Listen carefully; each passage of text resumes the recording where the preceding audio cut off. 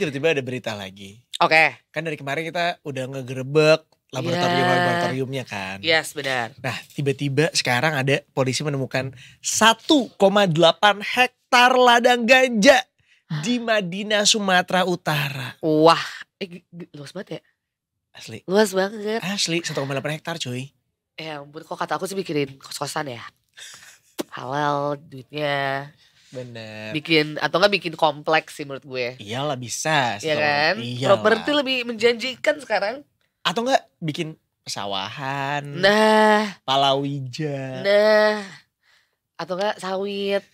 Sawit juga bisa. Ya kan lebih cuan. Cuan-cuan tuh. Tapi halal. Tapi halal dan gak akan. Dan legal ya. Dan gak akan masuk berita kayak gini. Bener, gak akan kita bacain beritanya. Gak mungkin. Dan mungkin kalau misalnya kita cari beritanya sudah bisa ditemukan di Detikcom. Tapi untuk tahu lebih lengkapnya kita akan ngobrol-ngobrol langsung sama reporternya ya. Ada Kak Vinta Rahayuni, reporter Detik Sumut. Selamat pagi Mbak Vinta. Selamat pagi. Selamat pagi Mas Aryo dan Mbak Zafira. Ketemu lagi kita.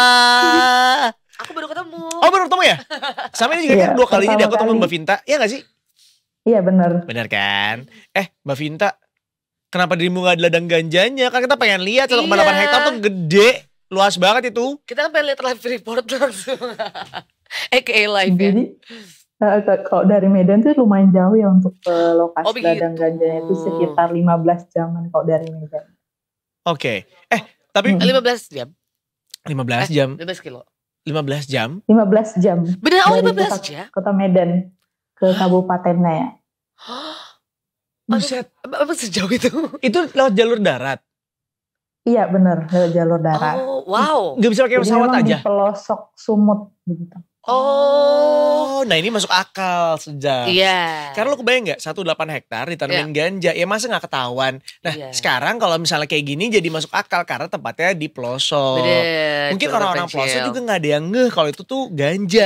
Iya bener-bener. Nah mungkin Mbak Vinta boleh diceritain sedikit nih Mbak, gimana kronologisnya sampai akhirnya bisa ditemukan ladang ganja ini nih?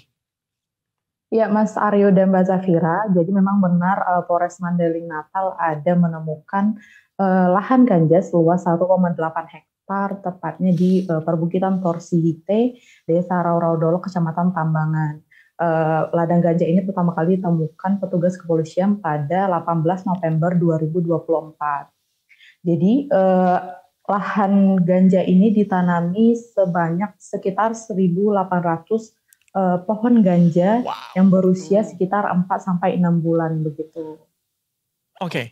4-6 bulan itu berarti sudah sebesar apa atau sudah bisa dipanenkah atau kayak gimana sih Mbak? Aku gak kebayang lagi kalau ganja-ganjaan. Jadi sebenarnya itu udah siap panen ya bisa kita bilang ya, karena usianya sudah cukup begitu. Dan tingginya sudah mencapai 1,5 sampai 2 meter. Tinggi dong. Lumayan ya? Iya benar. Iya sih udah cukup umur juga untuk dipanen ya. Iya. Padahal itu baru 4-6 bulan loh. Oke. Berarti sebenarnya Mbak Vinta dalam 1 tahun untuk ganja ini bisa panen 2 kali dong ya? Nah untuk itu sebenarnya saya tidak mengetahui persis ya seperti apa. Bukan kamu yang nanam? Bukan. Coy. Oh ya maaf. Terus? Oke. Nah kalau bisa dilihat dari, ini kan luas banget ya 1,8 hektar. Itu apakah dari kepolisian sudah tahu berapa berat ganja yang ditemukan di situ? Iya. Apakah sudah ditimbang atau masih baru dievakuasi aja? Nah untuk total 1.800 batang pohon ganja yang ditemukan di seluas 1,8 hektar itu diperkirakan beratnya mencapai 650 kg. Wah. Ya Allah Mbak Vinta itu oh my God. Ada perkiraan gak sih itu kalau misalnya dijual itu bisa mencapai berapa omsetnya? Untuk omset mungkin saya tidak mengetahui pasti ya Mas ya. Berapanya begitu. Oke. Karena memang beratnya 650 kg untuk keseluruhan ya, termasuk sama batang dan daunnya begitu. Nah, itu gede banget sih. Iya. Itu udah 600 kg. 600 kg mah gede banget. Ya seluas itu kan. Sayangnya nggak ada Arfi nih. Kalau ada Arfi kita bisa nanya berapa kira-kira angkanya ya pastinya kalau misalnya 200 kilogram ini. Karena dia pasti lebih tahu. Enggak, karena mungkin benar juga setiap daerah pasti angkanya beda-beda tuh ya kan. Iya benar-benar. Terutama ketika misalnya ada di daerah Madinah Sumatera Utara ini gitu ya. Yang tadi juga disebutkan bahwa dia jauh dari mana-mana. Sehingga 15 jam loh. Itu dia. Begitu nyampe Jakarta mungkin harganya udah berkali-kali lipat kali ya. Iya benar-benar. Tapi proses ditemukannya seperti apa tuh Mbak? Kok bisa sampai baru ketahuan sekarang setelah 4-6 bulan ini? Ya, jadi memang untuk lokasi penanaman ganja ini memang dia berada di perbukitan ya, dan sulit untuk dilewati oleh masyarakat dan tidak banyak masyarakat yang melewati akses tersebut. Dia tuh berada di perbukitan yang berdasarkan keterangan kepolisian itu sekitar 4 km dari permukiman desa dan petugas kepolisian sendiri butuh waktu 4-5 jam untuk bisa ke lokasi penanaman ganja itu.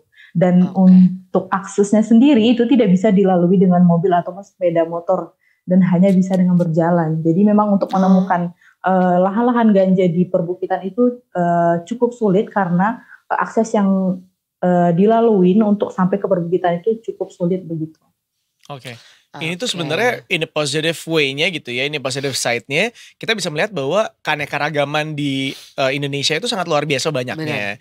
Dan kemudian tanah kita sangat subur sekali. Sangat subur ya. Ya Kan? bener. Orang nanam apa tuh jadi gitu ya. Apapun. Dan saking luasnya banyak banget lahan-lahan di Indonesia sampai ketika nanam kayak ginian banyak orang yang nggak ngeh dan nggak tahu juga. Karena sampai ada yang beberapa tempat, beberapa lokasi itu tidak bisa dijangkau oleh kendaraan sampai di tahap itu.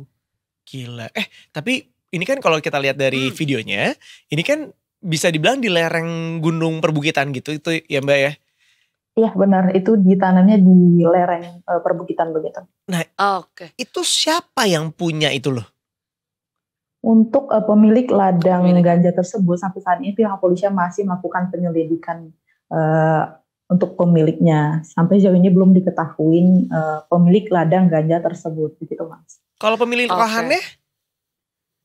Ya sama, biasanya tuh yang menanam juga yang sekaligus pemilik lahan begitu. Oh takutnya soalnya beda ya. Atau enggak misalnya ada orang yang lihat ini kayaknya lahan kosong nih, mumpung nggak ada yang ngelola, ya udah gue tanamin aja asal gitu. Banyak juga kayak gitu. Jadi memang untuk di daerah Mandailing Natal sendiri Mas ya Mbak di studio sudah beberapa kali petugas kepolisian menemukan lahan ganja di daerah itu. Dan sudah beberapa kali juga petugas menangkap pemilik sekaligus penanam ganja tersebut. Biasanya sama berarti ya, pemiliknya adalah si penanamnya. Ya benar. Nah ini kan sebenarnya ada di area perbukitan ya. Ini tuh dalam ketinggian berapa ya? Ketinggiannya sekitar 800,7 tuh berapa gitu Mbak. Lumayan juga ya. Pantesan orang mungkin harus jalan kaki ke situ ya. Iya, nggak ada akses dibilang tadi kan. Bener. Mbak mohon izin, tadi tuh pada dibakar-bakar gitu, apa nggak bikin orang pada nge-fly tuh di daerah situ? Mohon maaf.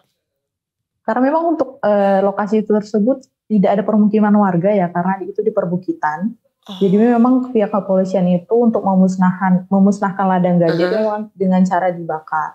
Namun ada 25 batang yang memang dibawa oleh pihak kepolisian untuk sebagai barang bukti untuk proses penyelidikan lebih lanjut begitu. Ya paling turun-turun ada ya Kak. Oleng gitu ya. Atau kan minimal burung-burung daerah situ ya pada kayak kok ini enak banget hidup gue akhir-akhir ini gitu. Karena dia nge-fly dari hasil bakar-bakaran ini. Mbak Binta asap jadinya ya. Baik, kita tunggu kabar selanjutnya Mbak Binta ya. Apakah si pelaku ini berhasil ditangkap begitu ya. Dan kemudian apa yang menyebabkan dia sampai berani bikin lahan 1,8 hektar ini sebagai ladang ganja. Mbak Binta terima kasih banyak untuk laporannya. Ya, terima kasih Mbak Binta. Sehat-sehat terus.